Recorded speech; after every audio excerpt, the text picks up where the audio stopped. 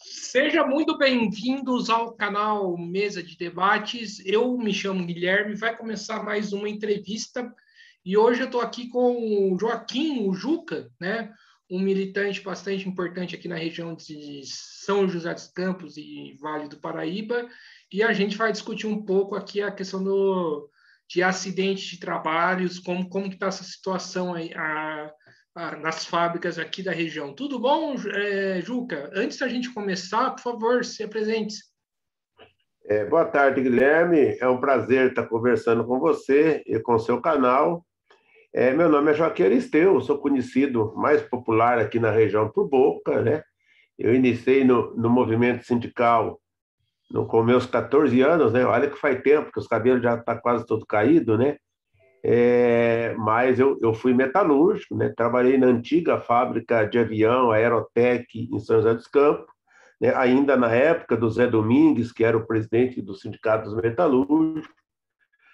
Participei das greves de 1979, 80, que retomou o Sindicato dos Metalúrgicos em São José para a luta dos trabalhadores, né? Depois trabalhei na Volkswagen em Taubaté, saí da Volkswagen numa greve também como piqueteiro lá, passei algum tempo para arrumar emprego. Depois adentrei na antiga Papel Simão, onde eu ajudei os companheiros lá a montar a oposição que ganhou o sindicato, e depois fui demitido. De lá eu fui para a Brahma Skol, hoje Ambev, né? Onde eu fui cipeiro, fui dirigente, presidente do sindicato por 3 mandatos, né? Fui demitido em 2012 por justa causa, por ter denunciado a morte de um trabalhador que caiu da altura de 12 metros, né? Fizemos aí uma mobilização na época, consegui rever o meu tempo, os meus 24 anos de casa, e também uma indenização devido aos ataques que eles fizeram contra nós, né? E continuei na luta, né? Saí do Sindicato de Alimentação por um período, voltei agora no ano passado e estou hoje como responsável pela a maior fábrica da categoria, pela Ambev, e também sou dirigente da executiva da Associação dos Aposentados e Pensionistas do Vale do Paraíba e diretor da CSP Conutas Estadual São Paulo. É isso. E membro do pessoal aqui de Jacareí, do Diretório Municipal. Maravilha, Boca. Então vamos lá para a primeira pergunta. Como está essa questão da questão dos acidentes de trabalho aqui na região atualmente? Então, Guilherme, na realidade, a situação dos acidentes com a reestruturação produtiva nas empresas, né, ele tem sido bastante grande, né? Eu faço parte do setorial de saúde dos trabalhadores da CSP Conlutas, no qual nós reunimos de 2 em 2 meses, e a situação do país é a mesma situação aqui de São José dos Campos, né? O número de acidentes, aqui do Vale do Paraíba, né? O número de acidentes é bastante grande, né? Com a reestruturação produtiva, as novas tecnologias, também o número de doenças ocupacionais, doença do trabalho, aumenta a cada dia que passa, né? O assédio moral dentro das empresas são muito grandes, né? Infelizmente, nesse período que nós estamos vivendo, o assédio moral ele assim, uma coisa bastante excessiva contra os trabalhadores, né? E nós, agora, no último período, estamos vivendo um outro tipo de doença do trabalho, que é a contaminação dos nossos trabalhadores nas fábricas das nossas categorias, né? Com dezenas de trabalhadores mortos e pelo Covid. Nós entendemos que quando o trabalhador tem que sair da sua casa para ir para a fábrica para trabalhar, ainda mais numa empresa tamanho da Ambev, Embraer e GM, convivendo aí mais de 1.000 trabalhadores por dia junto, ele contaminar com o coronavírus, com o Covid, é assim uma constante, né? E nós entendemos também como doença do trabalho, né? Isso é um entendimento dos sindicatos. Então, a situação hoje é essa, né? Nós temos muitos acidentes nas fábricas, né? A fábrica de cerveja, principalmente, os acidentes que mais ocorrem é com corte de garrafa, né? Com trabalhadores que escorrega, ou então acidentes ergonômicos das pessoas que vão fazer um trabalho no local inadequado, né? Debaixo das linhas de produção, né? E isso traz uma situação onde o número de acidentes é bastante alto, né? E também as doenças do trabalho, né? As doenças do trabalho, que vai desde o assédio moral, onde os trabalhadores acabam entrando num processo de depressivo, né, muito grande. As doenças mentais acontecem dentro das fábricas, né? Os problemas relacionados à ergonomia, os problemas de coluna, os problemas relacionados aí às articulações, joelho, que as pessoas ficam várias horas em pé, ou então tem que subir escada, ou passar por baixo das linhas.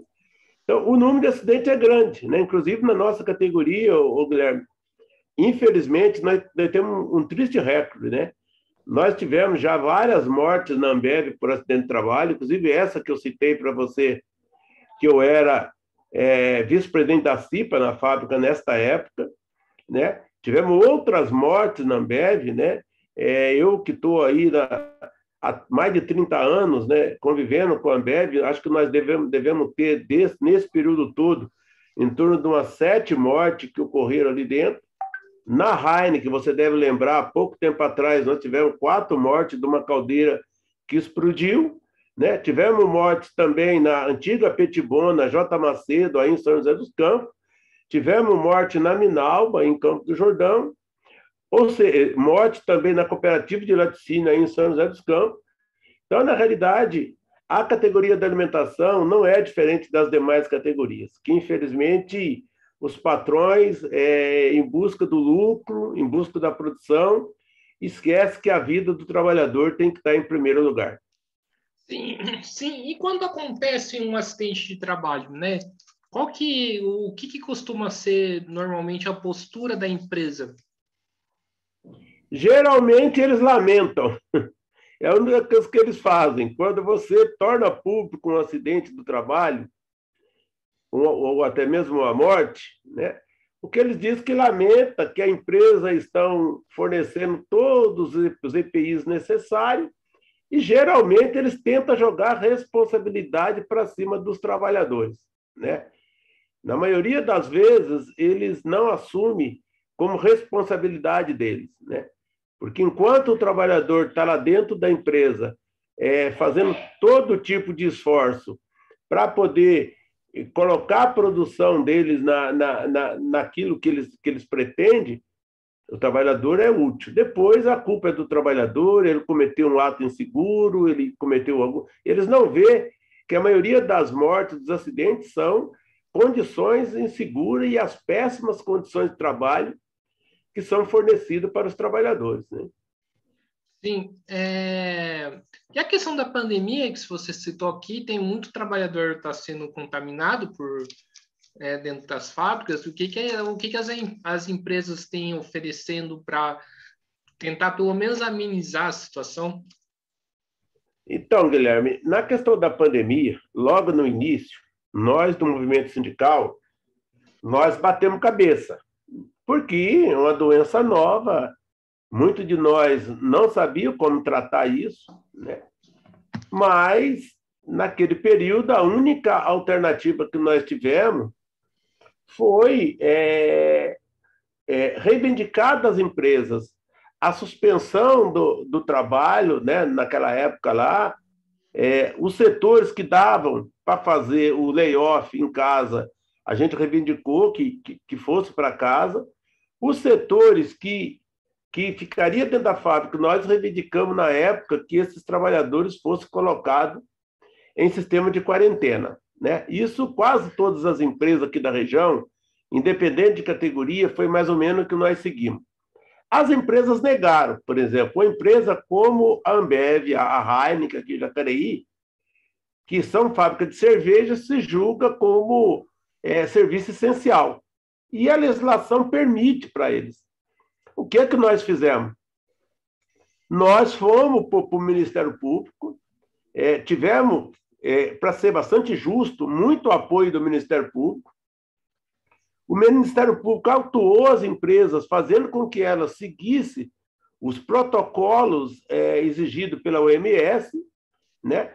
E entre esses protocolos, a suspensão dos trabalhadores dos grupos de risco, né? Na Ambev, nós temos em torno de 117 trabalhadores que é do grupo de risco, que agora começa a retornar depois de tomar a segunda dose, mas que ficou mais de um ano para fora, com todas as garantias, salário e os benefícios do dia a dia.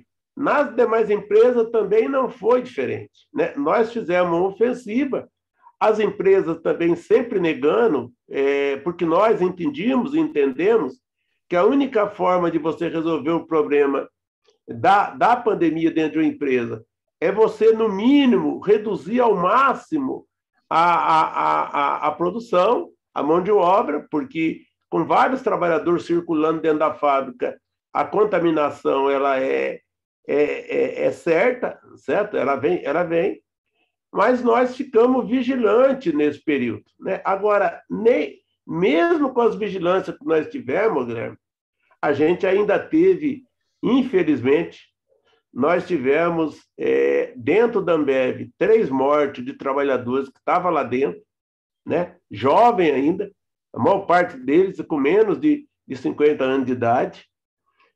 Tivemos a morte de um trabalhador que já estava afastado, que era do grupo de risco, veio a falecer. Tivemos também morte na Mars Brasil, que é a empresa que fabrica chocolate aqui na região de Guararema, que também faz parte da nossa categoria. E nós não fomos os únicos, né? Nós temos informações aí que no setor dos condutores, dos motoristas, nós conversamos sempre com o Zé Carlos, com o pessoal do sindicato, teve em torno aí de 15 mortes de cobradores, de motorista nesse período. Na General Motors teve morte, na Embraer teve morte, nas demais categorias teve. Infelizmente, né, mais uma vez, os patrões colocaram o lucro acima da vida, acima da saúde dos trabalhadores. Mas nós continuamos vigilantes, nós estamos aí, né? A pandemia não acabou, a pandemia continua. Nós conseguimos, há poucos dias atrás, que a Ambev realizasse uma testagem em massa, né, lá dentro, devido às mortes, às denúncias. As demais empresas aí que a gente tem conhecimento também, os sindicatos estão fazendo o mesmo, estão indo para cima. Agora, a gente sabe que essa pandemia, essa situação, apesar de ter uma grande responsabilidade dos empresários, tem uma responsabilidade principal, né? Que é daquele que, desde o início da pandemia, dizia que a pandemia era uma gripinha, saindo para as ruas, provocando as aglomerações, colocando os remédios aí da precoce aí que não resolveu nada da situação, fazendo com que nós tenhamos hoje em torno de 560 mil mortes, né? É por isso que nós, às vezes, reafirmamos que o Bolsonaro é genocida e por isso que nós estamos na rua para derrubar esse governo negacionista do Jair Bolsonaro. Ô, Juca, a Ambev falou que é serviço essencial, tipo o quê? Cerveja para o povo beber durante a pandemia? Então, se você pegar a regulamentação do Ministério da Saúde, infelizmente, o Ministério da Saúde ele regulamenta a Ambev, as fábricas de cerveja, como fábricas alimentícias, né? E aí o que eles dizem? Que tudo que é alimentação é serviço essencial, né? Então, eles pegam por aí a discussão para que eles possam continuar com as portas abertas, né? Agora, mesmo onde não foi considerado serviço essencial, como as metalúrgicas, as químicas, continuaram trabalhando. Infelizmente, o que esses governos fez, não só a nível federal, mas a nível estadual, a nível municipal, foi de obrigar as pequenas empresas, os comerciantes, a fazer a quarentena lá no início, mas não obrigaram as grandes empresas, né? E aí é uma das grandes questões, Guilherme, que nós levantamos, porque Você sabe que uma empresa tamanho da Ambev, tamanho da GM, tamanho da Heineken, né? Essas empresas teriam condição de deixar os seus trabalhadores até 3 meses parado, pagando salário, sem ter nenhum problema. Agora, o dono do comercinho ali da esquina, se ele fica parado uma semana, né, sem ter nenhuma contrapartida de incentivo do governo, como foi feito nos outros países, a tendência é ele quebrar. E aí, para ele não quebrar, ele pressionou os seus trabalhadores a voltar para dentro para trabalhar, né? Então, até por isso que nós fizemos toda uma luta pelo auxílio emergencial de R$ 600, que o governo cortou, agora está pagando essa merreca aí de R$ 150, certo? Mas eu acho que assim, a responsabilidade das empresas ter trabalhado à vontade, com as mãos limpas aí, durante a pandemia, foi dos governos, né? Federal, municipal e estadual, né? Que tinha os protocolos, os decretos nas cidades, mas as empresas grandes não precisavam cumprir. Era só as pequenas que eram forçadas a cumprir esses protocolos. Sim. E qual que é a importância da CIPA? Né? O que você falasse um pouco em relação a isso na luta contra os acidentes de trabalho? Então, as CIPAs, na realidade, elas foram a conquista dos trabalhadores, né?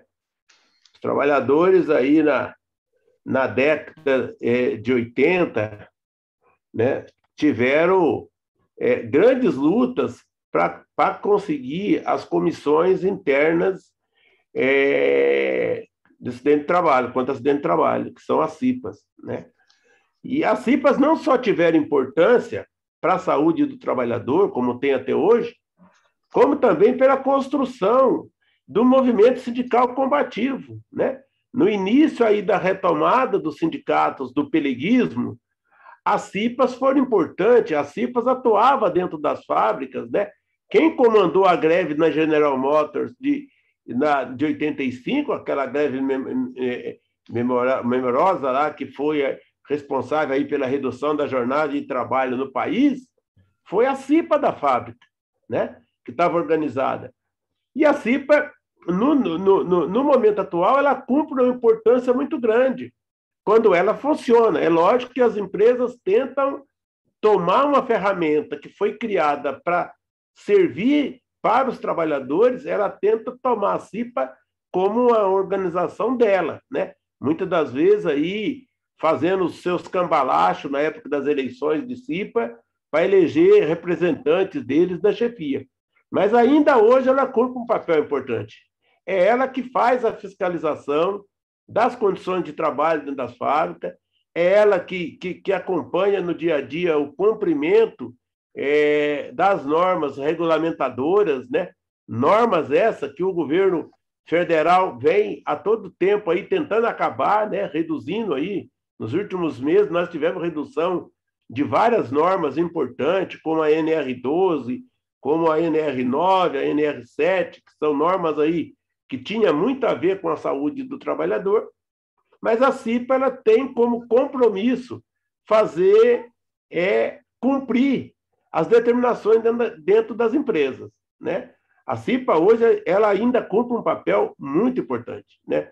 Eu sou uma pessoa apaixonado pelo setor de saúde do trabalhador, inclusive mesmo hoje aposentado, eu tento ainda participar dos fóruns de saúde dos trabalhadores, porque a gente sabe que hoje as fábricas, em nome da produção, em nome dos seus lucros, eles não têm o mínimo de preocupação com a vida, com a saúde do trabalhador. Então, a CIPA é um aliado nosso do sindicato, sempre foi e será, né? Desde que seja a CIPAs construída para, na realidade, ser um instrumento de luta dos trabalhadores, não um instrumento de luta dos patrões, né? Os patrões tentam colocar a CIPA como aquele setor dentro da fábrica que tem como papel ficar entregando o trabalhador que deixa de usar um óculos, que deixa de usar um protetor auricular. Nós não entendemos a CIPA para isso, nós entendemos a CIPA como um órgão para fiscalizar as condições de trabalho dentro da fábrica. Esse é o papel da CIPA e, para nós, esse papel, uma CIPA bem organizada, ela cumpre isso muito bem e é muito importante para a classe trabalhadora.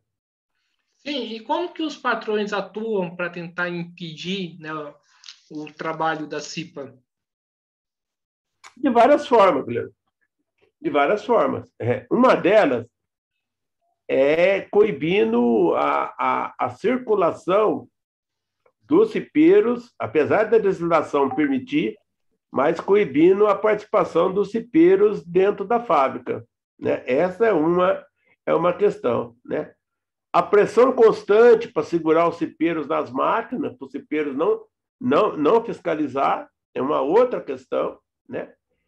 A pressão que exerce nas próprias reuniões da CIPA, às vezes, né? A gerência, a chefia vai para as reuniões para tentar pressionar os cipeiros, né? Que têm estabilidade, mas mesmo assim a gente sabe das estabilidades que ela é limitada, né?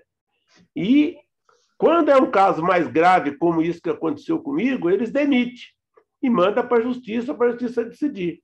Na realidade, nós tivemos um trabalhador que caiu de 12 metros de altura, um trabalhador de terceira, eu era vice-presidente da CIPA, eu fui até o local, constatei que houve aquela morte do trabalhador, isso foi em 2012, constatamos a morte do trabalhador, que foi por questões aí de falta de segurança, né? A empresa conseguiu maquiar na época e nos demitiu, dizendo que nós tínhamos cometido injúrias contra a empresa, né? Só que, felizmente, nós corremos atrás, conseguimos e retornamos. Isso é o que acontece com a maioria dos cipeiros dentro das fábricas, né? A empresa tenta. E uma outra coisa que ela tenta fazer é cooptar essa CIPA para o lado dela. E aí que é o perigo.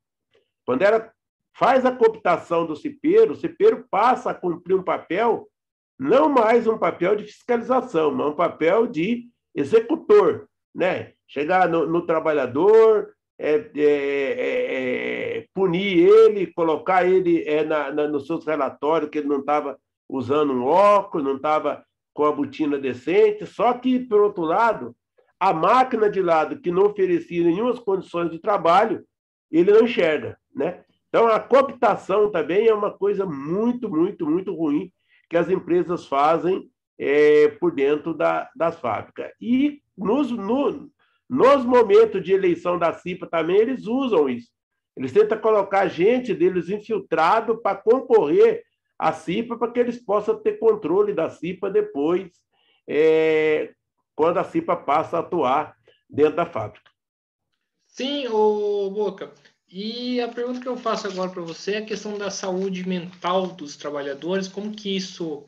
Você citou aqui que os trabalhadores aí que têm muito problema de, né, saúde psíquica, né? O que as empresas fazem em relação a isso, a problemas de depressão e tudo mais?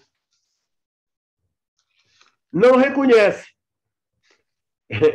Na maioria das empresas, eles não reconhecem que o assédio moral existe dentro das fábricas.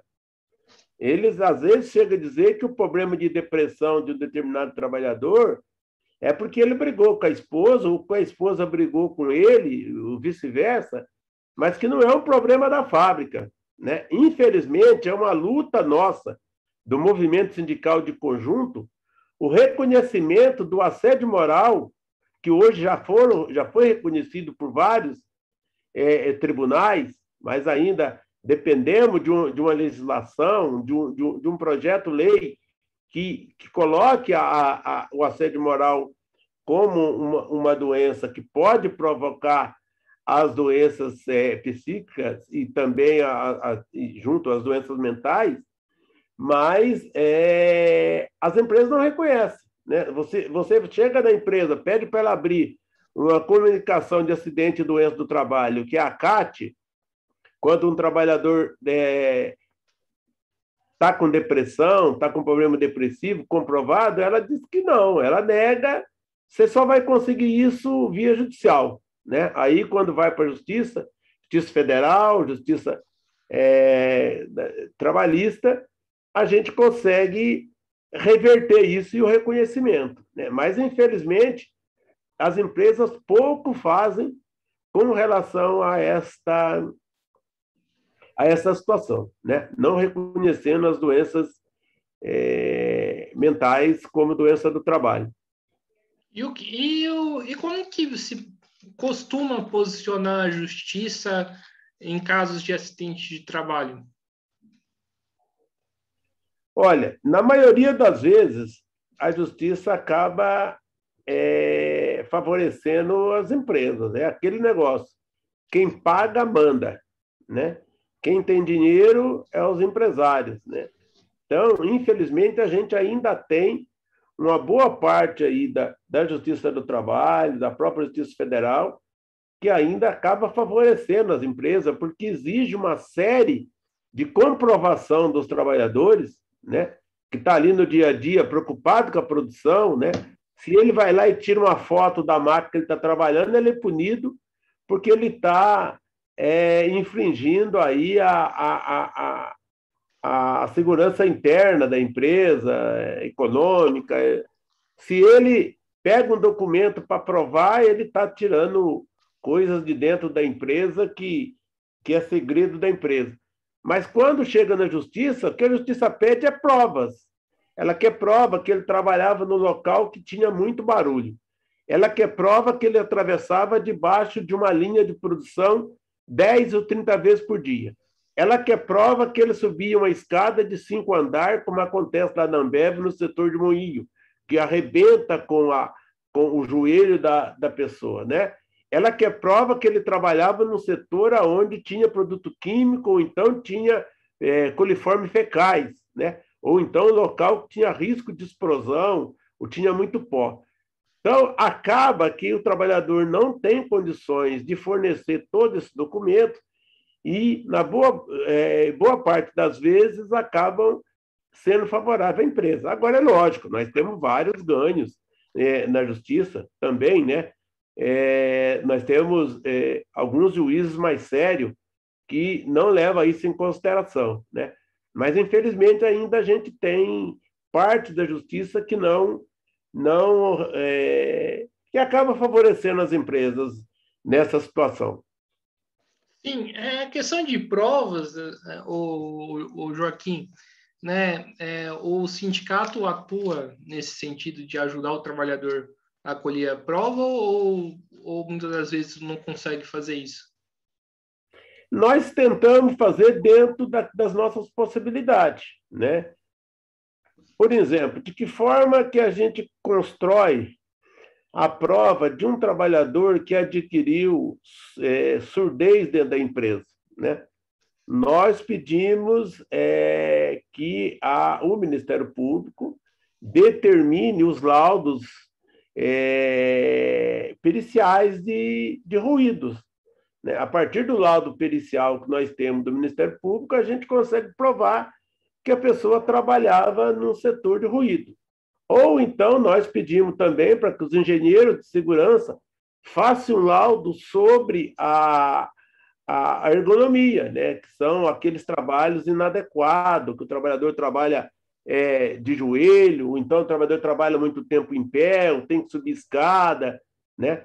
Nós também pedimos aos ministérios, quando existia Ministério do Trabalho, hoje está na mão do Ministério da Economia, está voltando de novo para o Ministério do Trabalho aí, que a gente não sabe se vai funcionar ou não, mas a gente pedia laudos também relacionados a setores que trabalham com produtos químicos e com coliformes fecais, né? Então, são uma das formas que nós usamos para adquirir prova, né? Também, por outro lado, o que nós fazemos, às vezes, né? Quando você começa a ter um grande número de trabalhadores com problema de coluna dentro da fábrica, geralmente esses trabalhadores procuram os nossos advogados individuais no sindicato. A partir dali, nós formamos um relatório. Nós vamos comprovar que determinado setor teve tantos trabalhadores com problemas de doenças do trabalho. E, a partir dali, você consegue fazer disso uma prova para os demais casos que venham ocorrer futuramente. Mas é um pouco por aí que a gente consegue somar as provas, além das provas testemunhal dos nossos diretores que estão dentro das fábricas e por aí afora. Sim, e como que funciona os fóruns de saúde que você participa? Qual que é a atuação deles? Então, aqui na nossa região, nos anos 90 até os anos 2000, nós tínhamos um fórum de saúde do trabalhador que ele era localizado dentro do Sindicato dos Metalúrgicos, que tinha um departamento estruturado de técnico de segurança, engenheiro de segurança, médico do trabalho, né? E que fornecia dados para os demais sindicatos, e nós tínhamos um fórum que a gente funcionava constantemente, de mês em mês, a gente tinha uma reunião e a gente discutia o problema da saúde do trabalhador de uma forma conjunta, né? Porque o problema que acontece aqui, na maior parte das vezes, acontece em outros lugares.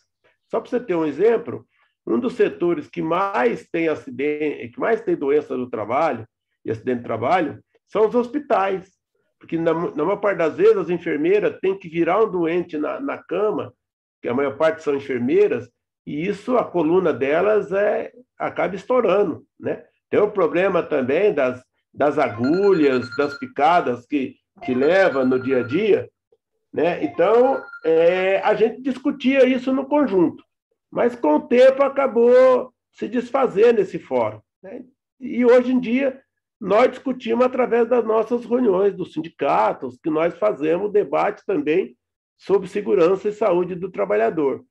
E nós temos um setorial de saúde na CESP Conluta, as demais centrais também têm, que nós reunimos todos os sindicatos filiados à central, de 2 em 2 meses, e discutimos como que está lá no Rio Grande do Norte, como que está lá no Rio Grande do Sul, como está em Minas Gerais, como está aqui, e a gente vai tentando formar um banco de dados de informações para a gente tirar a política de atuação no dia a dia, né? Nós temos algumas datas importantes no calendário de saúde do trabalhador, que é o dia 28 de fevereiro, que é o dia de luta contra a LER-DORT, que são as doenças do trabalho aí por esforços repetitivos, e também temos o dia 28 de abril, que é o dia em memória das vítimas em acidente e doença do trabalho.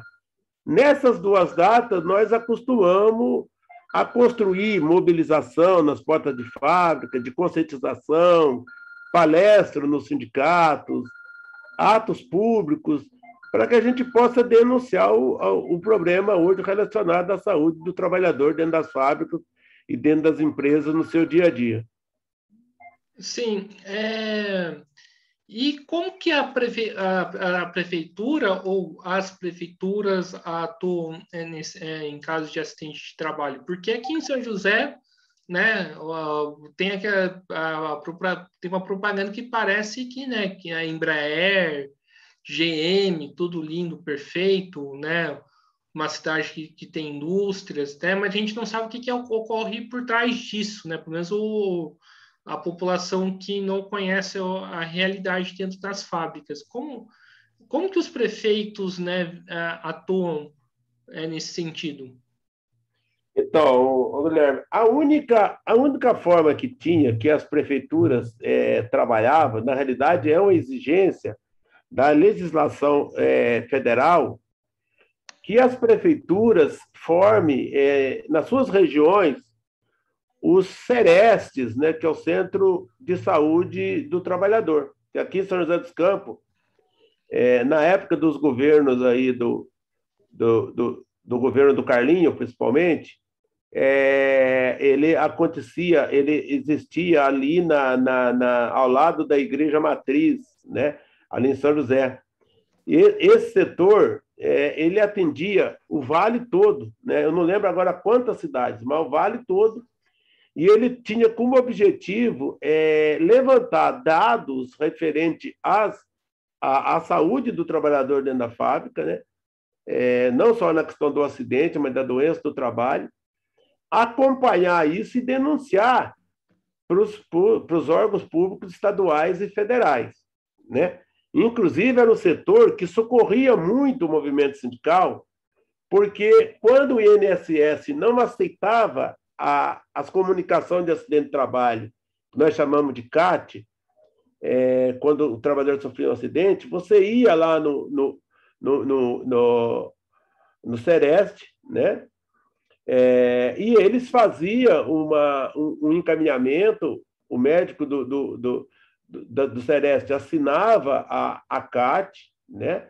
Até na época tinha uma doutora lá, que agora me falhou o nome dela, acho que é Naoko, uma japonesa, que ela era muito atenciosa e a gente tinha bastante ganho com isso, né? Porque a partir do momento que era assinado por um médico, a gente tinha ganho com isso. Hoje em dia, as prefeituras não jogam mais. Até existe ainda esse departamento em São José dos Campos, que é responsável pelas as cidades aqui da região, que é um departamento estadual, mas conveniado com a prefeitura. Só que hoje não serve mais para quase nada, né? A gente manda lá um trabalhador para fazer um CAT, para acompanhar isso, eles simplesmente, às vezes, nem vê o problema do trabalhador e já diz que não tem como fazer nada, certo? É uma questão que nós estamos levantando os setoriais de saúde aí dos sindicatos, e a gente vai começar a cobrar mais eficiência por parte desse órgão que recebe verba pública para fazer isso. Infelizmente, faz muito mal feito, né? Mas é isso, o tratamento que as prefeituras dão são isso, nada mais do que isso. Sim, e você falou que da CSP com lutas, mas como que as centrais sindicais, de modo geral, né, enxergam essa questão? Então, todas elas, né, na realidade, eu fui um dos fundadores da CUT também, e a CUT ela foi criada, boa parte da criação da CUT foi em cima dos setoriais da Secretaria de Saúde, né? Inclusive, lembro até nos dias de hoje, né, de um histórico dirigente, o Remídio Todischini, né, que morreu aí há 2 anos atrás, que era um dirigente da Executiva Nacional da CUT, mas que era uma pessoa muito, muito, muito preocupada e estudioso sobre a situação de saúde do trabalhador. Inclusive, boa parte da construção das CIPAs, da saúde do trabalhador, teve o braço das organizações cutistas, no qual nós fizemos parte durante muitos anos. E até hoje eu sei que a maioria das centrais sindicais tem um departamento que cuida especificamente da questão de saúde do trabalhador.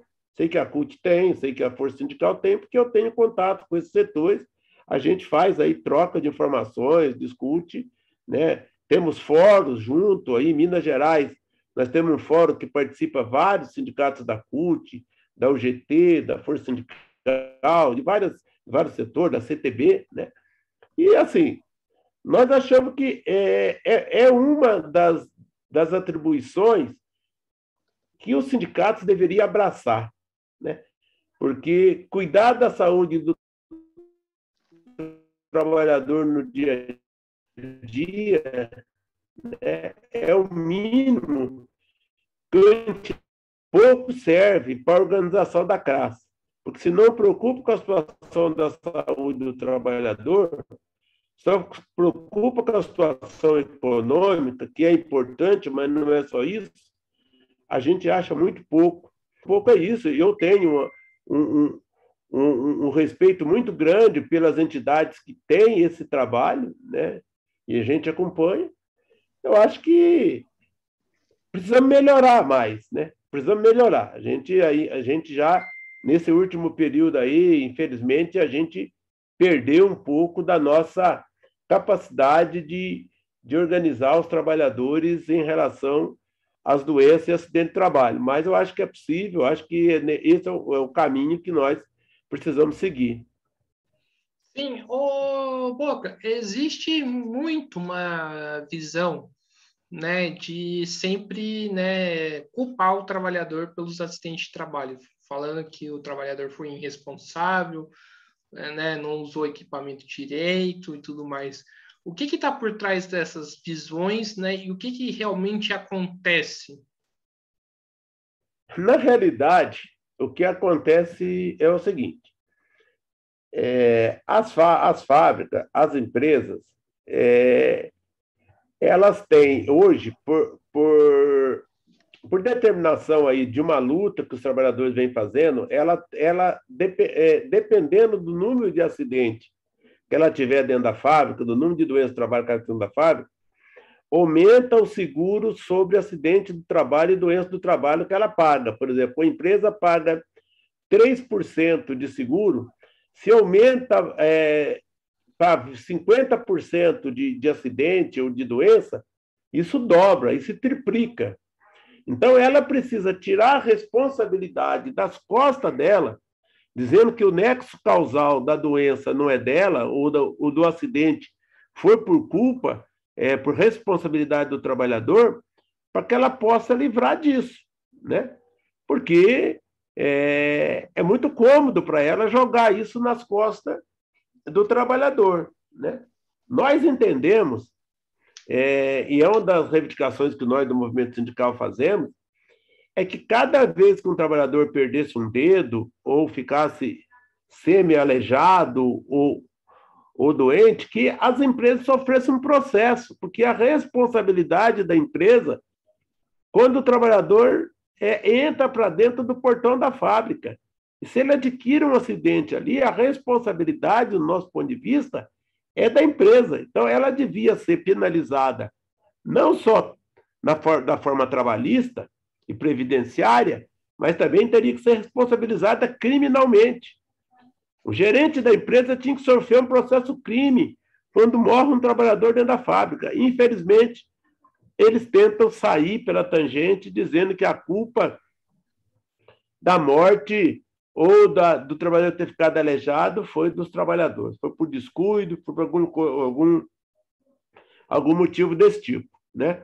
Então, nós entendemos que isso depende muito também da nossa organização, porque se a gente consegue construir a CIPA como organismo de luta dos trabalhadores, a CIPA vai estar vigilante a esse tipo de coisa e é muito fácil, por exemplo, quando acontece um acidente de trabalho, você fazer uma investigação no local do acidente, que é uma das atribuições do cipeiro, e você levantar que a responsabilidade não foi do trabalhador.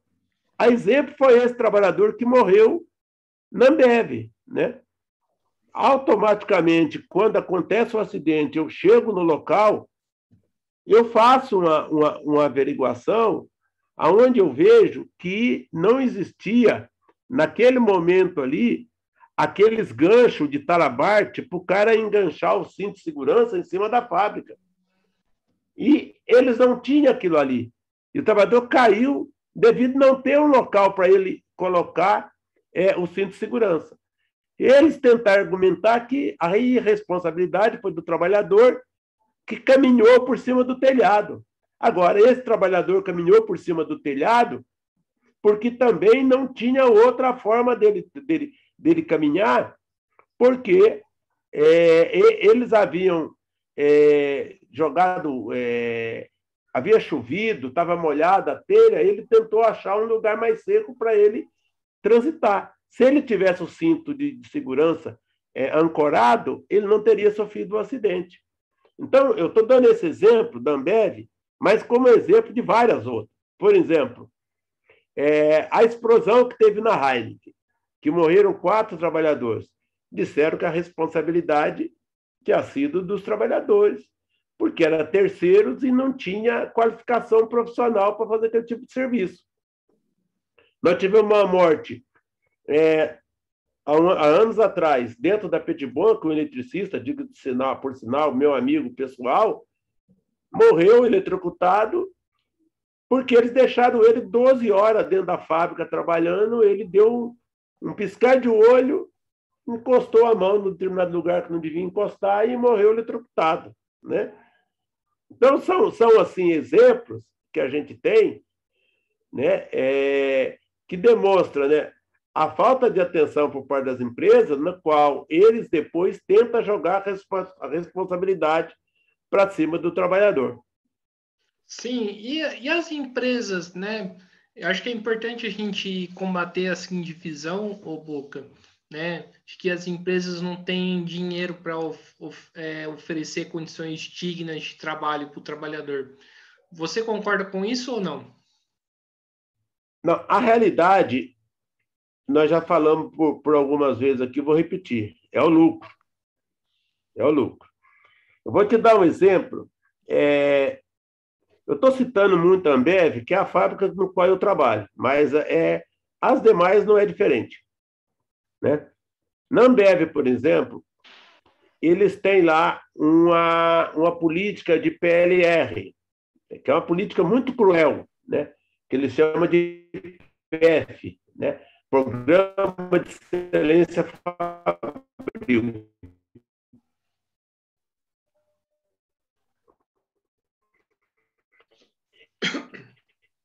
Nessa política, a partir do momento que eles falam que você tem que diminuir o custo de manutenção, certo? Eles dizem para você o seguinte: ô Guilherme, vai ali e amarra aquele determinado equipamento com um pedaço de fio ou com um pedaço de corda e põe para trabalhar o que tem que funcionar. O que tem que sair para nós é a produção. Né? Então, na realidade, eles colocam dinheiro, eles têm muito, né? Você imagina uma empresa tamanho da Ambev, que é a maior cervejaria do mundo, tem o homem mais rico do Brasil, né? Dizer que não tem dinheiro para segurança é brincadeira, mas o problema é que a ganância pelo lucro está acima da vida do trabalhador. Essa é a principal razão, né? Não vou gastar, porque enquanto o trabalhador estiver amarrando com um pedaço de corda uma máquina ou assim por diante, o meu lucro está aumentando e eu estou ganhando mais dinheiro. Né? Então, infelizmente, o que tá acima de tudo é o lucro. Sim, e como que essa situação dos acidentes de trabalho piorou, né, com o golpe de 2016 e também com o governo Bolsonaro? Não, lógico, porque assim, eu particularmente, eu sou do PSOL, né? Mas tive aí, não só no período da cassação da Dilma, como também depois da prisão do Lula, né? Tivemos aí junto nas frentes de batalha, junto com os companheiros aí do PT, com os companheiros na luta, não só contra o golpe, mas como também a prisão do Lula, né? Mas é lógico, no passar dos anos nós tivemos diferenças, inclusive isso é parte da gente hoje não estar tá dentro do PT, né? Mas isso não nos faz a gente reconhecer que com o governo do Lula e com o governo da Dilma, né? E para ser um pouquinho menos ruim, dizer também que até no governo do FHC as questões da segurança dos trabalhadores era tratado com uma responsabilidade, né? É tratado com uma responsabilidade. Os ministérios do trabalho funcionavam, né?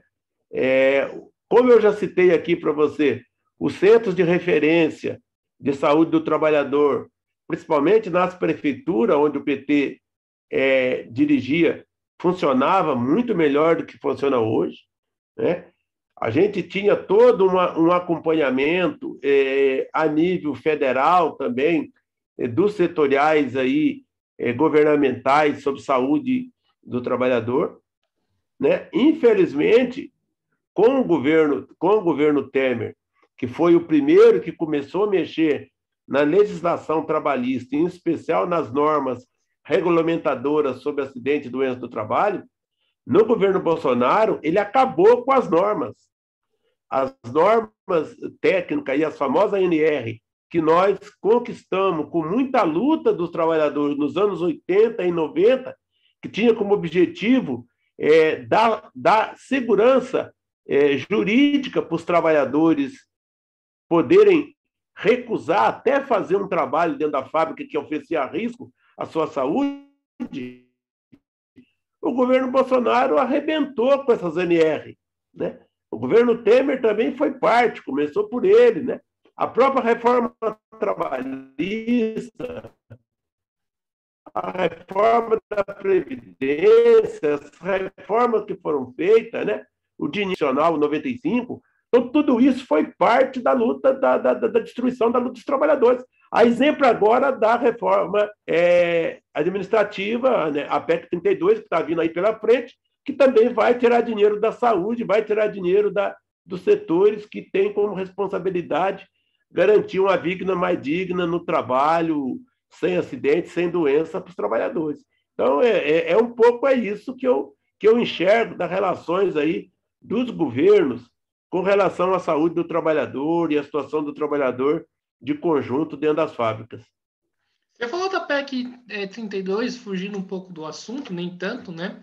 Então, a luta contra a PEC 32 significa uma luta de toda a classe trabalhadora, não somente dos servidores públicos? De maneira nenhuma. De maneira nenhuma. A PEC 32 ela não atinge somente o servidor público, né? Primeiro tem que resgatar que as conquistas que o serviço público teve foi fruto de muita luta, né?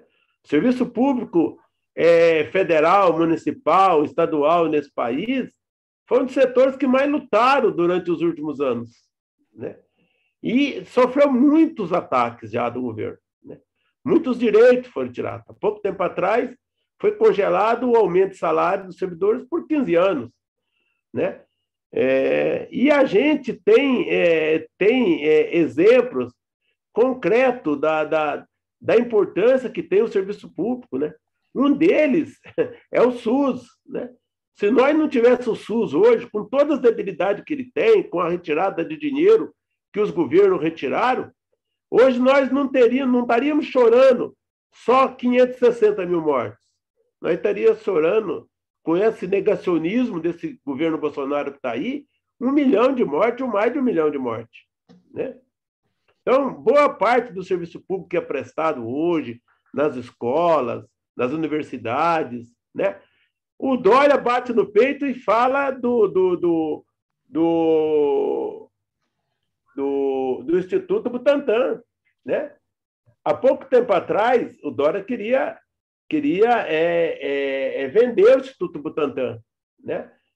E a reforma administrativa, na realidade, ela ataca também os institutos de pesquisa, né? A exemplo aí do Butantan, da Fiocruz, desses setores, que vai perder muito também com a reforma administrativa. E quem tem prejuízo com isso? É o povo. É o povo que tem prejuízo, né? Quando você for bater na porta de um postinho que não tiver médico, você vai ver as consequências que teve a reforma administrativa. Quando você vê seu filho não tendo lugar para estudar na escola, porque vai não diminuir o número de professores, aí você vai ver a importância da reforma administrativa. Quando você vê aí as pandemias do sarampo, da coqueluche voltando, e não tiver mais um Instituto Butantan, a Fiocruz, para fazer uma pesquisa para inventar uma vacina, aí você vai ver as consequências que teve a reforma administrativa.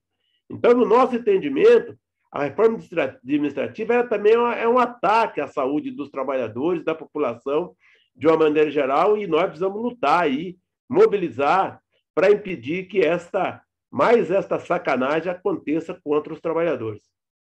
Ô, Joaquim, de que maneira, né, a retirada do Ministério do Trabalho agrava, né, o problema dos assistentes de trabalho? E o fato dessa pasta estar sendo controlada agora, né, pelo Paulo Guedes é uma coisa prejudicial para os trabalhadores?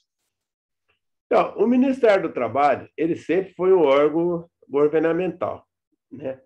Aqui na região, nós tínhamos uma política, eu ainda era presidente do Sindicato da Alimentação na época, mas não era só nós, os demais sindicatos combativos aqui da região também pensavam da mesma forma, nós, na época, nós não participava dos fóruns tripartite, que era empresa, Ministério do Trabalho e sindicatos. Alguns sindicatos de trabalhadores até participavam, porque nós entendíamos que o Ministério do Trabalho ele teria que existir para defender os mais fracos, não para defender os mais fortes. Os patrões já têm a Fiesp, tem os setores para defender eles. Só que nós sempre usamos o Ministério do Trabalho também, né? Quantas de vezes eu não tive o prazer aí de amanhecer dentro das empresas, né? Junto com os fiscais do Ministério do Trabalho, em especial finado Antônio Carlos, pessoa que deixou muita saudade para nós aqui na região, né? Para coibir os abusos que aconteciam dentro das fábricas, dentro das empresas, né? Eu, nos anos 90, por diversas vezes, tinha um frigorífico ali no Buquirinha, o Frigovalpa, que hoje tem outro nome, que eu e o Antônio Carlos amanhecia lá, tinha nego que atravessava o Rio Buquira nadando para não... porque estava sem registro em carteira lá dentro, e o patrão fazia ele passar nadando do outro lado cedo, de madrugada, com frio, para não ser fiscalizado. Certo? Caraca! E isso era uma questão que acontecia lá, acontecia em vários lugares, e o Ministério do Trabalho dava muito trabalho para os empresários, que hoje são aliados do governo atual, do governo que passou, do Temer e do governo atual. Né? Você deixar o Ministério do Trabalho funcionando significa você estar fiscalizando os aliados desse setor. Né? E a partir do momento que o Ministério do Trabalho não atua dentro das fábricas, mas, por diversas vezes, eu consegui interditar. Tem uma vez que eu parei o setor da Ambev, o setor de refrigeração, que para a fábrica toda, no período de pico da produção, no mês de novembro, dezembro, porque não oferecia segurança para os trabalhadores, a tubulação estava tudo podre, estava com risco de ter uma explosão lá de caldeira, explosão do sistema de refrigeração, né? Mas amparado pelo Ministério do Trabalho, junto com o fiscal do Ministério do Trabalho, e ele que assinou a interdição da fábrica. E aí é muito cômodo para os empresários não ter mais quem fiscaliza ele. Né? Porque hoje virou um organismo lá de carimbo, de homologação. Você vai lá, o carimbo, o negócio é a única coisa que fazem hoje, infelizmente. Né? Mas é isso. Né? O Ministério do Trabalho hoje não existe. Né? Essa política do Ministério do Trabalho, e mesmo com esse outro que estão tentando criar aí, que deram uma boquinha para o Nix Lorenzoni, não vai funcionar. Não vai funcionar porque vai ser um órgão fantasma do governo que não vai cumprir o papel que vinha cumprindo o Ministério do Trabalho no passado. Né? Ainda bem que os dias do Bolsonaro estão contados e daqui uns dias nós podemos ter um governo mais progressista aqui, que volte a cuidar de novo dessa situação calamitosa que se encontra hoje os trabalhadores. Boca, você contou aí pra gente que as empresas faziam o trabalhador nadar o rio para poder fugir da fiscalização, e o que se fazia contra isso, né, naquele momento? A gente tinha pouca, porque assim, né, a gente já estava tendo uma postura que não era a postura de todos os fiscais do Ministério do Trabalho. Né? Eu costumo dizer que o Antônio Carlos, não sei se você chegou a conhecer, ele era a exceção das exceções dos fiscais do Ministério do Trabalho. Né? E fazia aquilo que era possível. Né? Quando dava para chamar a polícia de madrugada, a gente chamava. Quando não dava, não chamava. Agora, o que ele fazia? Ele autuava a empresa. Essa empresa, essa Frigovalpa, que hoje é um outro nome, acho que é Jatobá que chama, eles sofreram, na época, muitas multas, muitas penalizações por essa situação que eles ofereciam aos trabalhadores. Né? Então, minimamente, ele sofria na pele financeiramente, né? Coisa que não acontece mais nos dias de hoje. Né? Nos dias de hoje, isso nem precisaria fugir mais pelo rio, porque nós ia ser proibido a entrar para dentro da empresa com esse Ministério do Trabalho que tem hoje, e as empresas iam mandar como tem mandado nos últimos dias, aí, nos últimos meses, nos últimos anos. Sim. Agora, para fechar o nosso papo, Joaquim, tudo isso que a gente conversou aqui agora mostra que a realidade, o trabalhador é descartável para a empresa? Olha, seria hoje, digamos, aquilo que a empresa gostaria que fosse, né? Que o trabalhador fosse descartável, né? Que ela fizesse o que ela bem entendesse e trocasse a hora que ela bem entendesse, né? Mas ainda nós temos a felicidade de ainda manter um movimento sindical com todas as suas debilidades, um movimento sindical combativo que luta todos os dias para que isso não venha a acontecer, né? A nossa luta hoje é para que o trabalhador não seja tratado como descartável, porque na visão dos patrões eles são, né? Então, quando você tem um sindicato organizado, né, com todas as deficiências que possa ter, mas de luta, né, combativo, quando você tem preocupação de organizar a CIPA dentro das empresas, né, de você ser um sindicato classista, um sindicato que não tem o rabo preso nem com os patrões, mas muito menos com os governos de plantões, você faz com que esse descarte do trabalhador diminui muito mais, né? Nós diríamos hoje que ainda existe muitos trabalhadores que acabam sendo descartáveis, mas não são todos, porque em muitos lugares ainda existe algum tipo de luta para impedir que isso aconteça, né? Mas os patrões, eles fazem de tudo para que chegue nessa situação. Tanto não só os patrões, nós estamos terminando o bate-papo, mas é bom aqui resgatar. Não só os patrões. Você fez uma pergunta para mim sobre o governo. Eu estava discutindo com um determinado companheiro de luta e sindical hoje, onde ele estava tentando argumentar comigo que um futuro governo Lula, né,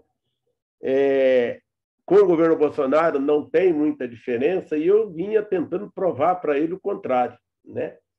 Que apesar de na eleição que passou eu ter votado no Guilherme Boulos no primeiro turno, mas eu fui um dos que mais fez campanha para o Haddad no segundo turno, né?